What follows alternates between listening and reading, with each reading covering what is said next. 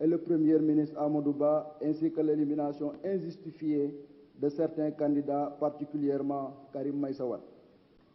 D'ailleurs, le collectif des 49 candidats avait adressé une correspondance au chef de l'État en lui demandant d'user de ses pouvoirs pour rétablir les candidats invalidés dans leurs droits. À cela s'ajoute la violation de l'article 28 de la Constitution, car, au-delà de la découverte de la binationalité d'une candidate après la publication de la liste définitive des candidats par le Conseil constitutionnel, il semblerait que d'autres candidats seraient également de binationaux. Selon eux, ces manquements constituent les prémices d'une crise post-électorale dans notre pays.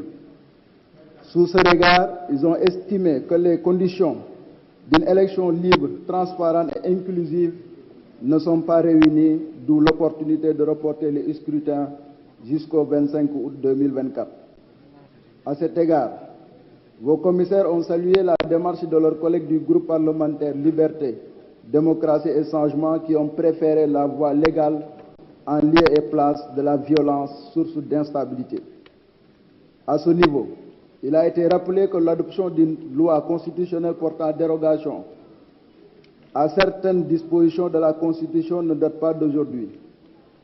Pour preuve, la loi constitutionnelle numéro 2007-21 du 19 février 2007, modifiant la loi numéro 2006-11 du 20 janvier 2006, prolongeant le mandat des députés élus à l'issue des élections du 29 avril 2001, prévoit bi ñu toogee ak président de la République lam ñu wax mooy décision conseil constitutionnel kenn mënu see réunir kenn mënu si deltu ginnaaw d'accord naa léegi nag yéen xool leen nu ngeen di def man du ma bëgg may Macky Sall mu continuer di fi toog di yàq àllu réew mi di ministre mi di sàcc xaalisu réew mi ma koy jox maanaam muy continuer def loolu accepté mu ko tey accepté mu ko ëllëg moo tax man mi bokk ci groupe parlementaire bi d'accord naa parce que bu ma d'accord du ma wote li nga xamante ne mooy li nga xam mooy enquête parlementaire bi mais d'accorduma ci proposition de loi pour ñu yokk mandat président de la république pour mu continuer di fi toog d'accorduma ci loolu tey d'accorduma ci ëllëg damay wote contre kon moo tax tey lii nga xamante ne moom la ñu jox président assemblée nationale ak sama collègue député yéen ñi nga xam ne réew moo leen yor seen intérêt bopp ñuur leen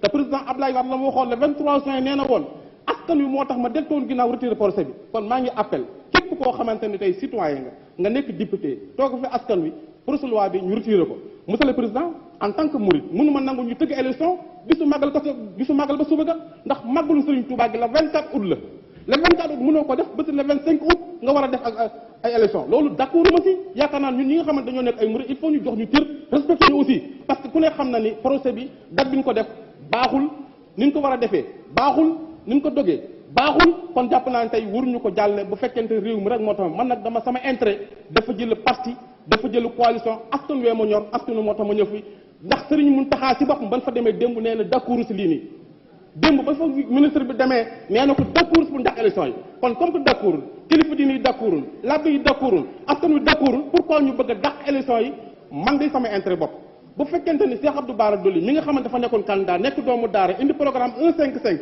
ñàkk 100 millions francs CFA ñu éliminer ko intérêt askan wi ñoo ma gënal tey yàlla seet na ni xaalis boobu ma ñàkk ñu tëgg élection yi pour intérêt askan moo ko gënal kon jàpp naa ni élection yi dafa war a continuer da ko war a tëgg ci date bi nga xamante ni moom la conseil wax képp koo xamante ni waxti nga ko da ngaa trahir peuple bi da ngaa trahir Sénégal je vous remercie président. Merci chers collègues. Le président de la commission, vous avez la parole, suivi du rapporteur.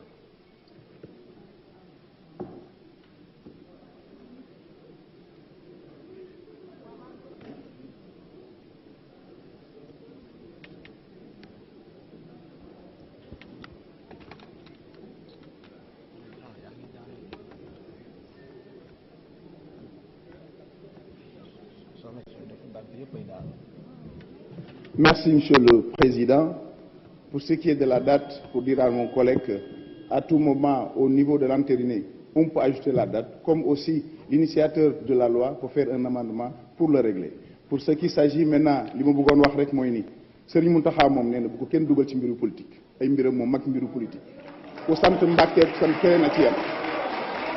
Je demande pour ça, Monsieur le Président, pour cette dérogation qui est demandée par rapport à l'article 31.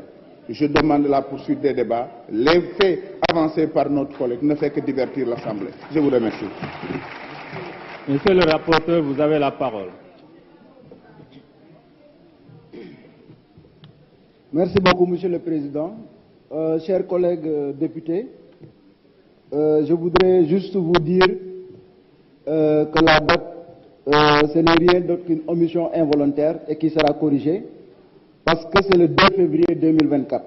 C'est la proposition de loi constitutionnelle numéro 04-2024 du 2 février 2024 portant dérogation. Donc, concernant les autres observations, moi, je demande à ce qu'on poursuive les travaux. Merci, chers collègues. Quels sont ceux qui sont pour l'adoption de la question préalable?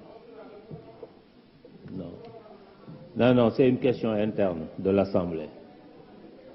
Quels sont ceux qui sont pour l'adoption de la question préalable?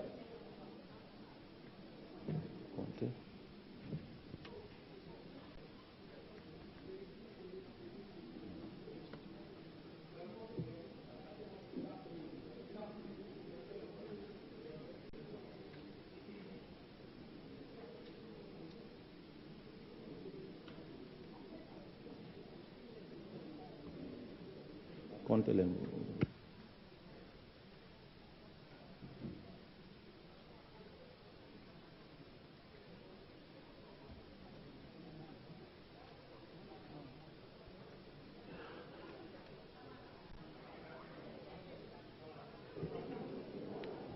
« 42 voix.